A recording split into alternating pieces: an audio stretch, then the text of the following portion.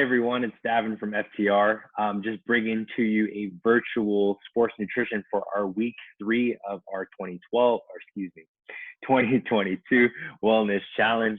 You can see where my head's at right now.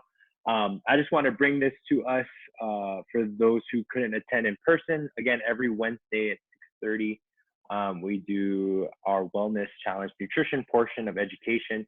So this is going to be our sports nutrition aspects of things. So this is trying to essentially maximize what we do from an exercise standpoint and trying to recover, trying to stay injury free, all those good things in between. So let's jump right into it. I'm going to share with you my screen and what we're looking at.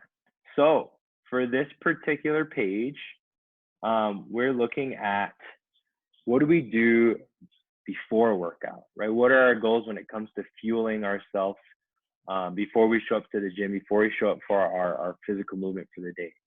We have a few goals in there. Obviously, very obviously, we want to stay hydrated. We want to avoid being hungry during a workout. I know some of us don't have a huge appetite when we train or when we move our bodies, but some of us do. So we want to try to minimize those distractions. A big thing of what do we eat, that's going to be determined largely by what we can handle. I've seen in my experience people be able to eat right up to the last minute and be okay during a workout, while others need a little bit more time. Somewhere in the realm of 3 to 4 hours prior to is when we would want to have a meal. So let's say, for example, we're showing up for the 6:30 tonight. I would want to have something pretty substantial a little after lunchtime. So maybe 1 or 2, kind of a late lunch. So that can carry me to my exercise at 6:30, and then preferably eating something an hour or 2 before as well. So that could look anything like the following below. And these are all snacks that are lower in fiber, contain some sort of carbohydrate, because that's what our muscles and our brain use, some sort of protein, and low fat. This is going to do 2 things. 1, ease our digestion. The second thing it's going to do is provide us energy. Carbohydrates get a lot of bad rap in media and in society these days. But I want to stress to you how important it is to make sure that you have carbohydrates before some sort of activity. A big reason for that is injury prevention. While it may not eliminate your risk for being injured, it will minimize that risk dramatically. And what that means, at least for our recovery, means we can continue to be consistent and show up. So if that's a priority for us, we want to make sure we fuel before. When it comes to during our workout, most of our classes here at FTR are 60 minutes or less, so we're not going to need additional electrolytes or carbohydrates because of that time duration. However, if we were doing something a little bit longer, a 10K maybe, 15K, any sort of endurance event, maybe if it's the summer and we're outside exercising, we're going to look for those additional electrolytes and carbohydrates because we're losing energy and we want to replace that for that long period of time. So for most of us here listening to this who do the community classes, we're going to look for just water to stay hydrated throughout our exercise time. Okay. Our next thing we're going to look at is our post-workout. So protein is the big thing here, and a lot of information has been given out about protein, which is an awesome thing. You have lots of accessible, affordable options, eggs, meats, dairy, and then you have a lot of supplement options as well. For those of us who aren't big eaters, for those of us who exercise multiple times a day, maybe the supplement route is very feasible for us and it plays a crucial role. For those of us who are a little more leisurely, it's important to try to get most of our protein sources and food sources from actual foods because they contain lots of nutrients that a protein powder may not. Okay, so our primary goals here when it comes to post-workout is to, 1, replace our energy storage. Okay, this is going to be important if we want to show up the next day, or if we want to not feel super tired or sore the next day. Getting our energy back up is going to be one of our number 1 priorities, and that means eating carbohydrates. Carbohydrates replace our energy. So some of you might be asking, what about protein? Where's protein come into play? And that's our second box right there, is to repair our muscles and promote muscle growth. Okay, so that's what the protein's role is. And the carbohydrate is to replace our energy stores. But get this, together, they're like Bonnie and Clyde. Separate, they're not as effective. They're not as effective or helpful for our body as much as, sorry, let me get this shared again.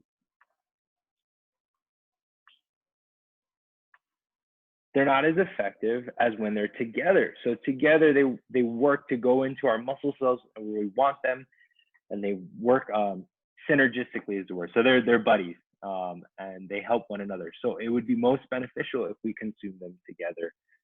Our last thing here, again, going back to hydration. I know that's a tough one for some of us, but trying to get those fluids back in, especially if we're a heavy sweater, or it's the summertime, or you're someone who likes to wear hoodies and layers when you exercise to keep that warmth. Replacing that fluid we lose in sweat is going to be essential. Okay, so just some recommendations when it comes to how much of each nutrient we should be looking to get, particularly our carbohydrates and proteins. We're going to look to get somewhere in the realm of 25 to 30 grams of protein. Okay, so if you look at our fridge downstairs in the lobby, most of the protein shakes will have somewhere in the realm of that amount. If we're getting those from Whole Foods, we want to make sure we have a general idea of how much protein we're getting. An example of this is an egg has 7 grams of protein. So roughly we're looking to eat about 3 eggs plus a little bit more for maybe something else, okay? So that's the protein piece. What we want to pair that is the carbohydrate and how much carbohydrate. So we're going to look to maybe do a ratio, okay? And we're going to do double or triple the carbohydrates to protein, okay? So do a little math in your head. If I eat this much protein, I need this much carbohydrates. All right, let's do an example of that. Let's say it's a Thursday community class. We did some strength work. It wasn't grueling like a FTR conditioning class. So I might err on the side of 2 to 1 versus 3 to 1. I didn't use as much energy as maybe Ian's 6:30 class on Monday. So I'm gonna need a little less energy to replace. So that means I eat double the carbohydrates to protein. So if I eat 30 grams of protein, I'm gonna have 60 grams of carbohydrates preferably, okay? And then we can do the math for 3 to 1 later. So also we'd like to eat this within 60 minutes post exercise. For some of us, that's gonna look like dinner time. For others of us, that might look like breakfast. So wherever that falls in your day, having something accessible to us is going to be key. Last thing here that I really wanna stress is our protein needs. It's very important as we continue to push our bodies and continue to grow in strength and endurance and all these aspects of health that we're focusing on, that we supply our body with enough protein and energy. Protein typically is underconsumed by some individuals, especially athletes. In our country, it's very easy to get a number of meat-based sources, whereas plant-based sources are a little bit less known. So if you fall somewhere in the realm of, training nearly every day or 5 out of 7 days a week, or even 3 really intensely, you might want to find yourself falling in the strength or endurance athletes. There's a big range, and you're going to multiply a number somewhere in the realm of 1.2 to 1.7 grams of protein for every kilogram of body weight. So I have an equation down here, or you can just use Google. Google's great to find your weight in kilograms. That is what you're going to multiply that number by, which is substantially higher than what is the recommended dietary allowance. This is what we say people who are sedentary, just people who don't do structured exercise should get as far as protein. Okay. One little added I want to make: if protein's not your problem, totally fine. But I want to have be able to share some information about our loved ones who are a little bit older, and they don't use protein as well, and they actually need a lot more protein than we do. So keeping that in mind, if we have a loved one who's older, mom, dad, grandma, grandpa, or just someone in your life who's beyond 65, aging, you're going to want to make sure you check in with them about, hey, are you getting enough protein, and what could we possibly do to increase that intake, because it's such a crucial thing is muscle loss. Muscle loss when you age, and that's why weight training right now at whatever age you're at is going to be super beneficial.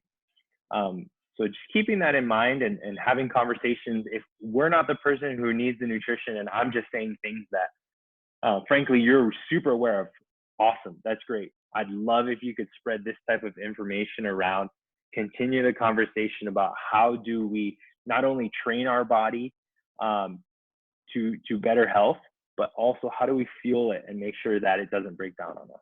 Okay, awesome. I really enjoy sports nutrition. So if you ever have any other questions about supplements or just these types of things, always feel free to stop by and just chat with me briefly. I also do one-on-ones. If you're interested in that, reach out to me. But if not, next week, we have on Wednesday from 6:30 to about 7:15, we have developing and cultivating a positive body image. So if that interests you, would love to see you there. I'll have a video for that as well if you can't make it. Awesome. So we'll see y'all later. Take care.